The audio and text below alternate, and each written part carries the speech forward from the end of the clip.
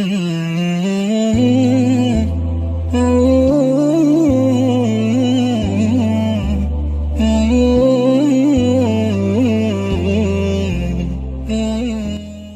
نام تو بهترین سرآغاز، به نام تو کی نامه کنم باز. بعدا السلام علیکم و رحمت الله تعالی و برکاته. برادران، خواهران، پدران و مادران و کل شنوندگان عزیز و گرامی قدرم، امروز خواستم قصه حضرت موسی علیه السلام و شیطان را بهرتان پیشکش نمایم که شیطان میخواست حضرت موسی علیه السلام را به فریب و وسوسه خود دچار بسازد، اما چی شد؟ بیایید با هم میشنویم.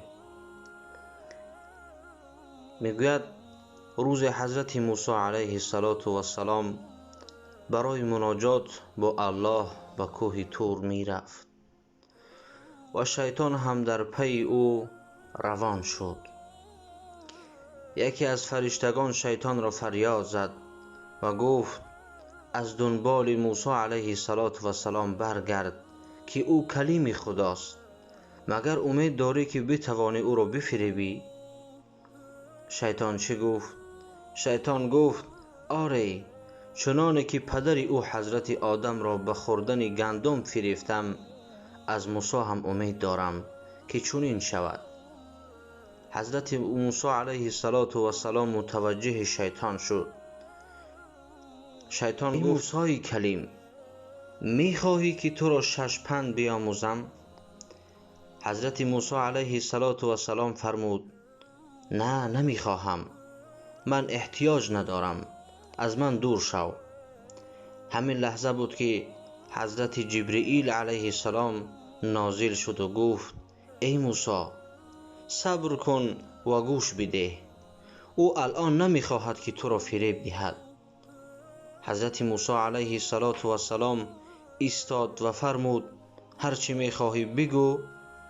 میگوید شیطان گفت آن 6 پند این است. اول این که در وقت دادن صدقه به یادم باش و زود صدقه بده که ممکن است زود پشیمانت کنم، گرچه آن صدقه کم و کوچک باشد، چون ممکن است همون صدقه کم تو را از هلاکت نجات دهد و از خطر حفظت نماید. دومین چیست؟ دومین گفت با زنان بیگانه و نامحرم خلوت نکن، چون در آن صورت من نفر سوم هستم و تو را فریفته و به فتنه می اندازم، وادار به زنا می کنم. سومین چیز چی گفت؟ ای موسی، در حال غضب به یادم باش، زیرا در حال غضب یعنی عصبانیت تو را به امر خلاف وادار می نمایم و آرزو می کنم که اولاد آدم غضب کند تا من مقصودم را عملی سازم. چهارم چی بود دوستان عزیز؟ به چیزهایی که خداوند از آنها نهی کرده است نزدیک نشو، چون هر کسی به آنها نزدیک شود من او را به حرام و گناه می اندازم.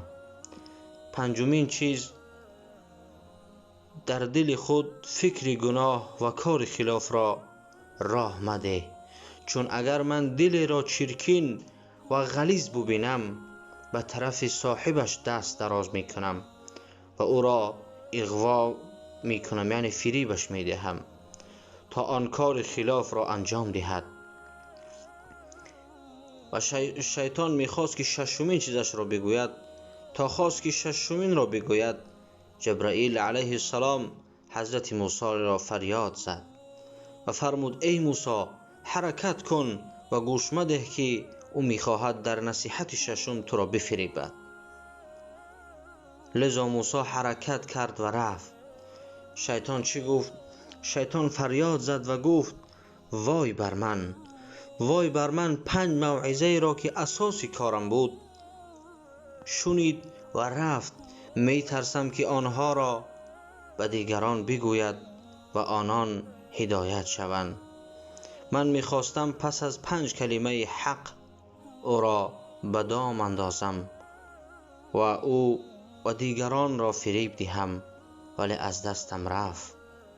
ولی دوستان عزیزم، در آخر چی میگویم دوستان عزیز؟ اعوذ بالله من الشیطان الرجیم، اعوذ بالله من الشیطان الرجیم، اعوذ بالله من الشیطان الرجیم. با شما بودم بنده عبدالله، یکایک شما را از برای الله پاک دوست می‌دارم. خدایا را مددگار ما و شما باشد. السلام علیکم.